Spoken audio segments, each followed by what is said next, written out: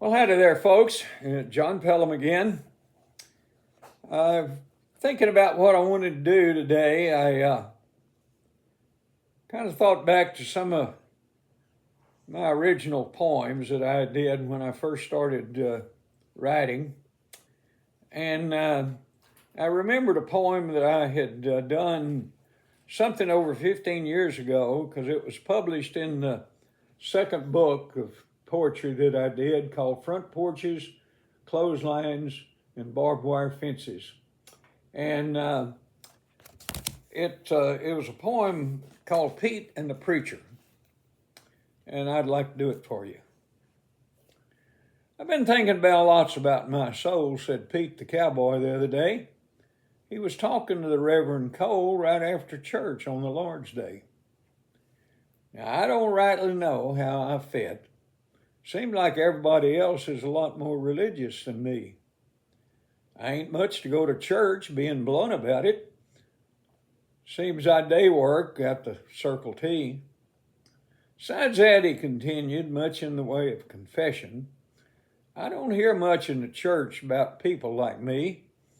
Seems preachers are always begging for faith confessions, and I ain't never been much to do something like that, you see. Facts is, I spend lots more of my time a horseback, studying how our cattle is coming along, than going to church regular anymore. I reckon by church standards, that's just plumb wrong.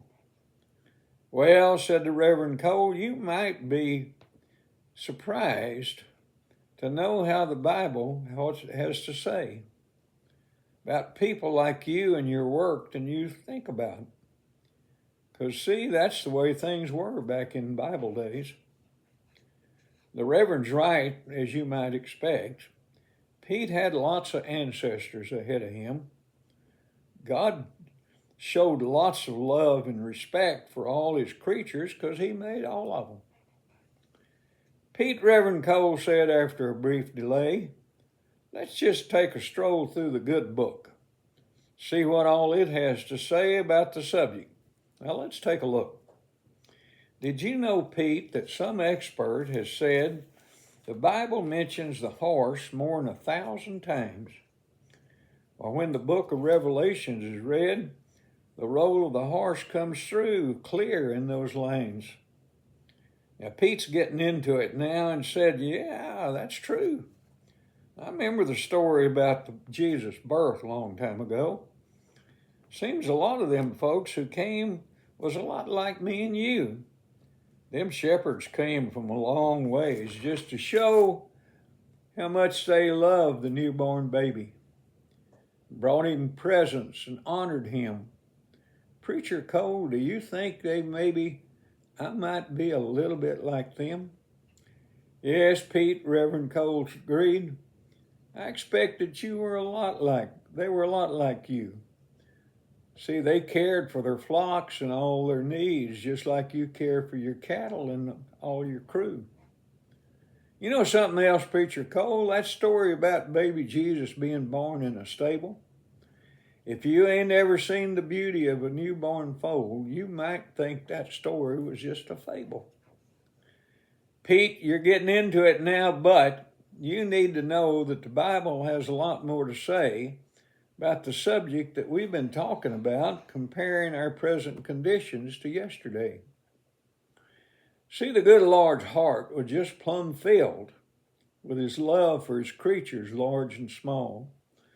Psalms 50:10 says he owns all the cattle on 1,000 hills, and he don't have any need for a bull from your stall. What he's saying is he's the boss of his outfit. He don't need anything from the likes of you and me, except that our love and adoration don't ever quit, and that we ought to live so that everybody else can see that we've been branded with his brand, and that we're a part of his remuda and crew. We ought to be in the saddle with reins in our hand, riding hard to show his word with people like me and you.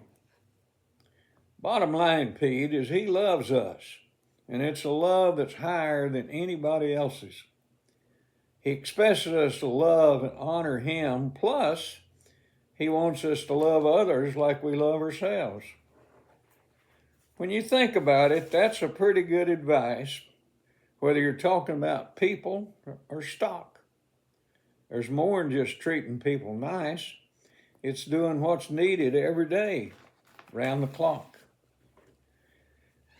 Whew, says Pete, with more than a hint of surprise. I never thought of this whole thing that way. Your talk has sure enough opened these old eyes. Maybe I'm not as far out of the loop as I thought before today. I promise you're not, Pete. In fact, with the whole thing, with a little help, we can have you right back where the Lord wants you. Right back sashaying with Him step by step, being a helping part to them that don't know what to do. One last thing, Parson. There's one thing I do know. The Bible says He'll come without no warning. So I reckon we ought to do our chores and live our lives just so. So I reckon I'd best see you in church come Sunday morning. Good advice for all of us, folks, whether we're doing day work on the Circle T or whatever our lot in life is. Glad to have you with us. Look forward to seeing you next time. Appreciate it. Bye-bye. Very good.